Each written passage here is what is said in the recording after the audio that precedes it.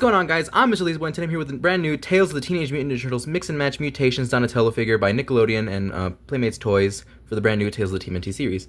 I'm excited to be checking out this figure today because this is a really cool new show. I can't wait to check it out when it comes to Paramount Plus later this August. Here's a look at the back of the packaging. You get to look at all 8 figures in the wave. Only the 4 turtles are out at this point in time of me recording this, so whenever the rest of the line comes out, we'll be getting videos on that. I'm really excited to be checking this out. You got a little... It's basically essentially the same as the Mutant Mayhem one, just with the mix and match gimmick and a different head sculpt, along with a bunch of new gear and, of course, the extra parts and even a new bow staff. I'm excited to be checking out this Donnie because Donnie was one of the best of the Mutant Mayhem turtles. Like, I think it's in my top 2 of the 4, so that's great. Let's get this figure unopened and let's check it out. Okay, so here we have Donnie out of the packaging, but first I want to say, if you aren't subscribed to the channel, definitely subscribe now, because come this August, we are going to be reacting to Tales of the TMNT, all 12 episodes. It's going to be really cool on the channel, so if you're not subscribed, subscribe so you don't miss that out, because that's going to be fun. But here we got Donnie out of the packaging, and I have him all decked out in all of his accessories that he comes with, his ninja stars, his pipe, his glasses, his headphones, his staff, and the 2 mix and match pieces that he comes with.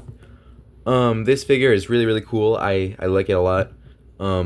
It has, like, again, it has a little bit of that trouble that the other figures have where they can't stand properly just because the legs aren't attached, so, like, they're a little bit more loose, so it's harder to stand with all the, like, see, it just falls over. So, be wary of that.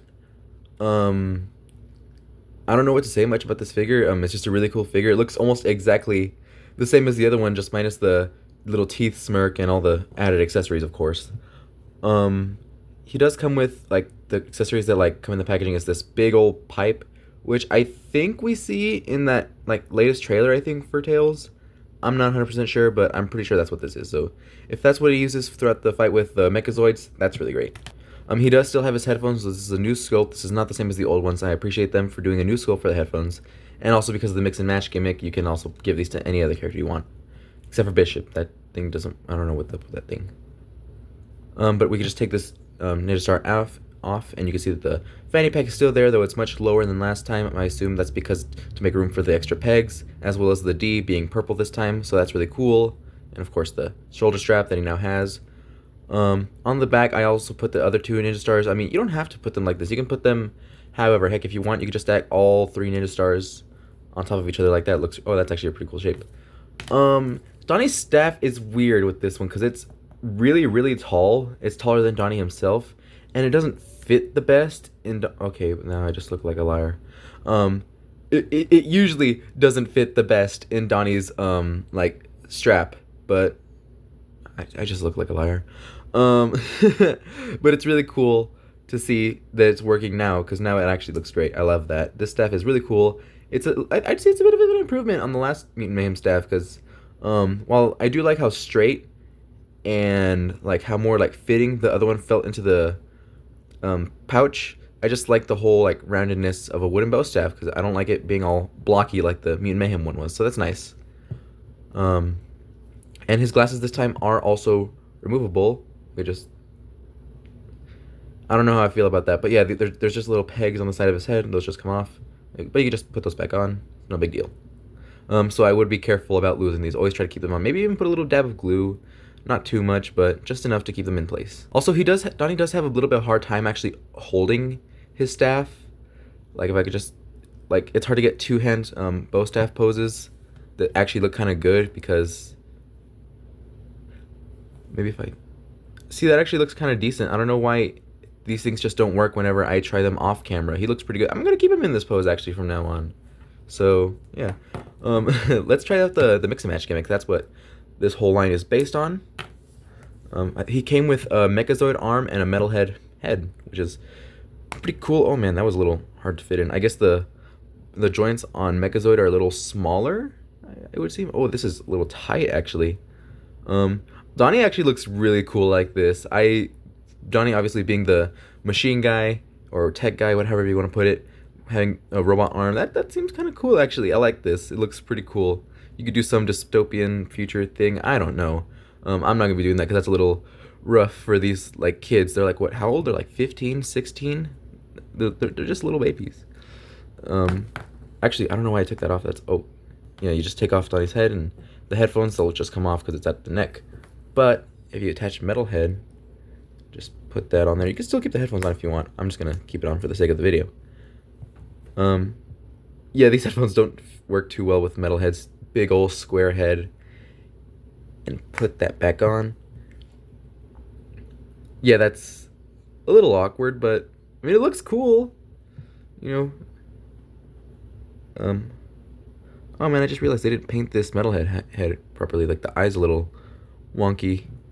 Oh well. Yeah, this is really cool. And then the back of the head obviously got the little bandana, because I assume Metalhead is a repurposed Mechazoid. That's what I'm getting from this, because like Mechazoid's arm happens to be the exact same as Metalhead's, and same with the legs. So I don't know, we'll have to see this August when I react to that, because I'm almost 100% sure, and if I'm almost 100% sure, I should be right. I'm usually almost always right with these kind of predictions.